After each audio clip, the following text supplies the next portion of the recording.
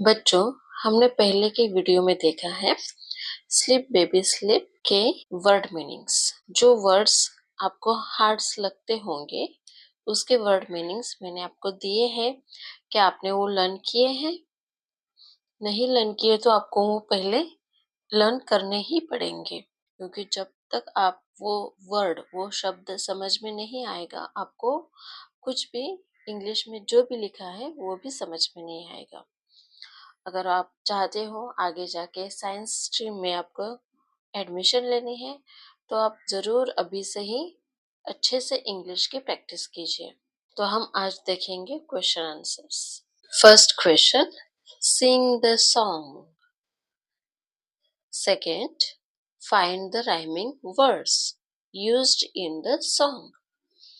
In the song, whatever rhyming words are used, now we have to write down that. अभी हमें वो लिखना है। अभी स्लीप का राइमिंग वर्ड क्या आएगा? Sheep, SHEEP, sheep. Sleep, sheep, ईप। देखो लास्ट में क्या है? ईप, ईप। तो ये क्या हो गया? राइमिंग वर्ड, जहाँ पे लास्ट साउंड और या फिर स्पेलिंग सेम हो जाती है, ऐसे वर्ड्स को हम क्या कहेंगे? Rhyming words. ट्री, यहाँ पे वर्ड क्या होना चाहिए? ट्री। उसका राइमिंग वर्ड क्या आएगा? Thee, tree, thee. Bright, night, be, thee. Dog, रॉग। लास्ट में क्या है? ग साउंड। स्पेलिंग डिफरेंट है लेकिन साउंड क्या है? ग। डॉग, रॉग, ग साउंड। तो ये भी क्या हो गया? Rhyming word. Go, so, all these are the rhyming words. The mother in this poem uses various ideas to make the child close its eyes and sleep. Find the stanza where the following ideas are used. Ideas. Threaten in a loving manner. Threaten means what? डराना, बच्चे को डराना, लेकिन प्यार से डराना। तो ये चीज स्टांजा 4 में प्रतीत की गई है। तो हम देखेंगे स्टांजा 4 इस तरीके का है क्या, जहाँ पे माँ प्यार से बच्चों को डरा रही है। ये stanza first, this is the first stanza. Second stanza, third stanza और ये है फोर्थ स्टांजा। तो देखिए, sleep baby sleep and bleat not like a sheep. Bleat means what? आवाज करने, कैसे? शिप के जैसा। And bleat not like a sheep, sheep के जैसा आवाज नहीं करना है। और else the shepherd's angry dog, or else the shepherd's angry dog will come and bite my naughty dog. जो शेफर्ड्स एंग्री डॉग है, जो डॉग रात को क्या करता है और दिन में भी वो क्या करता है? दूसरे जानवरों को डराता है। तो वो कैसा है डॉग? शेफर्ड्स। डॉग कैसा करता है? रखवाली करता है। किसकी रखवाली करता है? किसी के घर की। किसी का घर का डॉग होता है तो वो क्या करता है, या फिर वो उस रास्ते पे रहने वाला डॉग होता है तो क्या करता है? उस रास्ते की वो क्या करता है? रखवाली करता है। तो वो क्या हो गया? वो शेफर्ड्स एंग्री डॉग हो गया, शेफर्ड्स हो गया वो। समझ में आ गया बच्चों शेफर्ड्स का मतलब क्या है? और वो वहां पे एज अ लीडर वहां की देखभाल करता है। तो वो क्या हो गया? शेफर्ड्स एंग्री डॉग हो गया। तो माँ प्यार से उसको समझा रही है और बता रही है, डांट कर क्या बता रही है? And bleat not like a sheep, sheep के जैसा ब्लीट नहीं करना है। और एल्स, अगर तूने ऐसा किया, the shepherd's angry dog will come, angry dog क्या हो जाएगा? आ जाएगा। And bite my naughty dog, और तुझे बाइट करेगा मतलब काटेगा। तो ये थ्रीटेन, इन लविंग मैनर। समझ में आया? प्यार से डरा रही है माँ। हमें भी अपनी माँ प्यार से डराती है कि नहीं? जैसे हम छोटे थे, याद करो, माँ हमें कैसे डराती थी? यहाँ नहीं जाना है, वहां नहीं जाना है, किसी के हाथ का कुछ लेना नहीं है। तो ये क्या हो गई सब बातें? ये हमें माँ लविंग तरीके से कुछ बातें समझाती है, डराती है। Create a pleasant picture. Create a pleasant picture. Pleasant मतलब अच्छा लगना, एकदम अच्छा, सुखद पिक्चर, जहाँ पे हमें बहुत खुशी महसूस होती है। ऐसा पिक्चर, ऐसा सीन कहाँ पे क्रिएट किया हुआ है? Create a pleasant picture. तो stanza first. Sleep, baby, sleep. Your father heads his sheep. Your mother shakes the little tree from which fall pretty dreams on thee. Sleep, baby, sleep. Remove the threat and make the child feel safe. Remove the threat. Threat मतलब जो डर होता है बच्चे के अंदर, तो वो मम्मी ने निकाला है। Remove the threat and make the child feel safe, और बच्चों को सेफ, सुरक्षित फील करवाया है। तो ये कौन से स्टांजा में है? Stanza fifth. ये है stanza fifth. Sleep baby sleep, go out and head the ship. Go out, बाहर जाओ, और क्या करो? हेड द शिप मतलब शिप की देखभाल करो। Go out, you barking black dog. Go out, बाहर जाओ।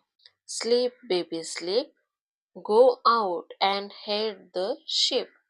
बाहर जाओ और शिप की कमान संभालो। मदर बोलती है बेबी को, go out and head the ship. Go out, you barking black dog. और वो क्या बोल रही है डॉग को? गो आउट, यहाँ से निकलो, जाओ। And woken not my baby सो। तो वो क्या कर रही है? कुत्ते को भगा रही है कि जिसकी वजह से मेरा बेबी नींद में से नहीं उठे, उसकी नींद अच्छी हो। And woken not my baby so. Woken मतलब उठ जाना। Sleep baby sleep. समझ में आया बच्चों? Describe a night in a beautiful manner. In stanza 2 night जो कैसे डिस्क्राइब की है, कैसे बताई है? ब्यूटीफुल मैनर ने बहुत ही अच्छे तरीके से नाइट डिस्क्राइब की है। Sleep baby sleep, the heavens are white with sheep. Heavens कैसे दिख रहा है? वाइट शिप की जैसा। फॉर दे आर लैम्प्स, और वहां पे क्या है? लैम्प्स भी है। दो स्टार सो ब्राइट, जो स्टार्स दिख रहे हैं वो क्या है? Lamb. For they are lambs, those star so bright. For for they are lambs, those, जो स्टार्स सो ब्राइट है वो क्या है? They are lambs. लैम्प मतलब शिप के बच्चे, तो क्या होते हैं? Lamb. And the moon's shepherd of the night. Night में क्या करता है? मून क्या करता है? पूरी रात की जिम्मेदारी किसके पास होती है? मून के पास। मतलब वो क्या करता है? Shepherd's of the night. Moon रात की मून के पास रात की कमांड होती है। जैसे दिन में शेफर्ड्स कौन करता है? दिन में सन होता है कि नहीं बच्चों? वैसे ही the moon shepherd of the night. Night में नाइट की रात की पूरी जिम्मेदारी किसके पास होती है? मून के पास। यहाँ पे मम्मी ने बहुत ही अच्छी तरीके से नाइट का डिस्क्रिप्शन किया है। Sleep baby sleep, the heavens are white with sheep. Heavens जो हमें आकाश दिख रहा है। यहाँ पे हेवेंस का मतलब है आकाश, ये जो स्वर्ग, हेवेंस, ये जो स्वर्ग दिख रहा है हमें, ये जो आकाश दिख रहा है, The heavens are white with sheep. ये कैसा है? हमें व्हाइट शिप की तरह दिख रहा है। फॉर दे आर लैम्स, वहां पे कौन है? लैम्स, बकरियों के बच्चे हैं। दोज स्टार्स सो ब्राइट, जो स्टार्स दिख रहे हैं हमें, जो ब्राइट स्टार्स दिख रहे हैं, तो वो कौन है? Lambs. And the moon shepherd of the night, sleep baby sleep. Promise a gift, ये कहाँ पे है? स्टांजा 3। मम्मी ने क्या किया है? बच्चे को, बेबी को गिफ्ट का प्रॉमिस किया है। कौन से स्टांजा में? Stanza 3। Sleep baby sleep and I will give thee a sheep. Thee मतलब you. I will give you a sheep, मैं तुम्हें शिप दूंगी। Which with its golden bell, उसके गले में क्या होगी? एक गोल्डन बेल होगी। Shall be a little playfellow for thee, तुम्हें तुम्हारे साथ खेलने के लिए। फेलो मतलब क्या बच्चों? फ्रेंड, जो तुम्हारे साथ खेलेगे। Shall be a little play, तुम उसके साथ खेलोगे। फ्रेंड फॉर यू, फेलो मतलब friend, friend for you. Sleep baby sleep, समझ में आया बच्चों? Sleep baby sleep and I will give thee a sheep, and I will give thee a sheep which with its golden bell shall be a little play fellow for thee. Sleep baby sleep. Students, आपको ये poem अभी अच्छी तरीके से समझ में आई होगी अगर आपने वर्ड मीनिंग्स अच्छे से लर्न किए हो तो इसलिए आपको वर्ड मीनिंग्स, वर्ड्स जो हार्ड्स है वो सब आपको लर्न करने ही होंगे। तो बच्चों, मैं ये पोएम वापस रीड कर रही हूँ और आप अच्छे से वर्ड्स को देख के रीड कीजिए और जो मैंने वर्ड्स दिए हैं वो नोट डाउन भी कीजिए। Sleep, baby, sleep. Your father heads his sheep. Your mother shakes the little tree from which fall pretty dreams on you. मतलब दी, from which fall pretty dreams on thee. Sleep, baby, sleep. Sleep, baby, sleep. The heavens are white with sheep, for they are lamps, those stars so bright. Sleep, baby, sleep, and I will give thee a sheep, which with its golden bell shall be a little playfellow for thee. Sleep, baby, sleep. Sleep, baby, sleep, and bleat not like a sheep, or else the shepherd's angry dog will come and bite my naughty rog. Sleep, baby, sleep. Sleep, baby, sleep. Go out and head the sheep. Go out, you barking black dog. Go and waken not my baby so. Sleep, baby, sleep. तो बहुत ही खूबसूरत poem है ये।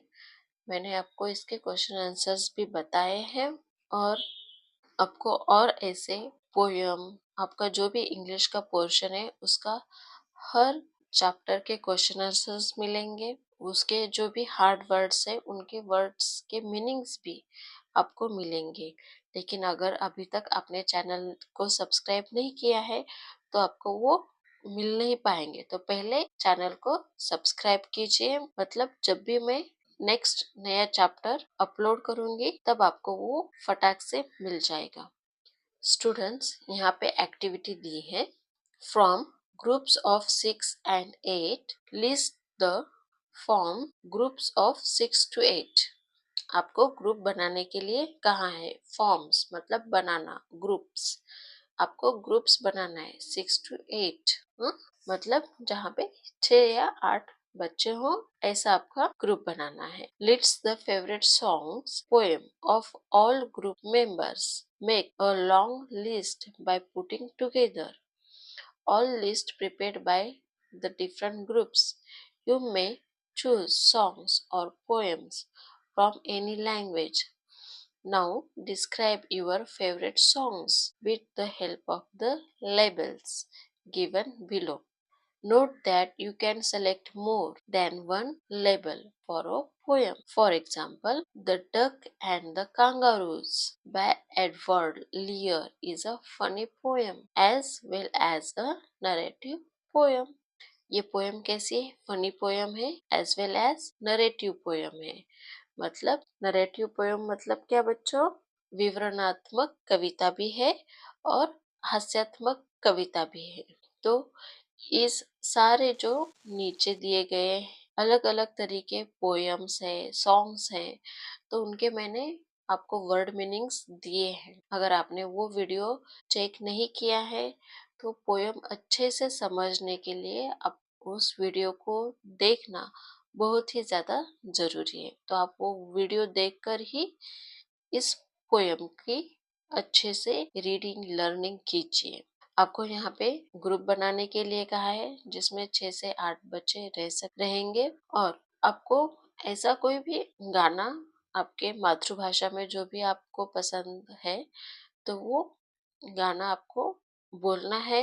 वो गाने का कौन सा टाइप है वो आपको फाइंड आउट करना है, वो आपको ढूंढना है। वो पैट्रियोटिक सॉन्ग है। पैट्रियोटिक सॉन्ग मतलब क्या होता है? देशभक्ति गीत होता है। तो वैसा गाना है या प्रेयर है, प्रार्थना है, तो यह इस तरीके से अलग अलग गाने हैं जो मैंने आपको वर्ड्स मीनिंग इसके बताए। तो आपको ये एक्टिविटी के फ्रेंड्स के साथ करनी है। तो आपको ये वीडियो कैसा लगा है मुझे कमेंट बॉक्स में जरूर कमेंट करके लिखिएगा, बताइएगा। और आपके जो भी दोस्त है, फ्रेंड्स है, उनको ये वीडियो शेयर कीजिए क्योंकि उनको भी ये पोयम अच्छी तरह से समझ में आनी चाहिए। Okay bye, take care, like share and subscribe to my channel. ठीक है बच्चों, मिलते हैं अभी नेक्स्ट वीडियो में।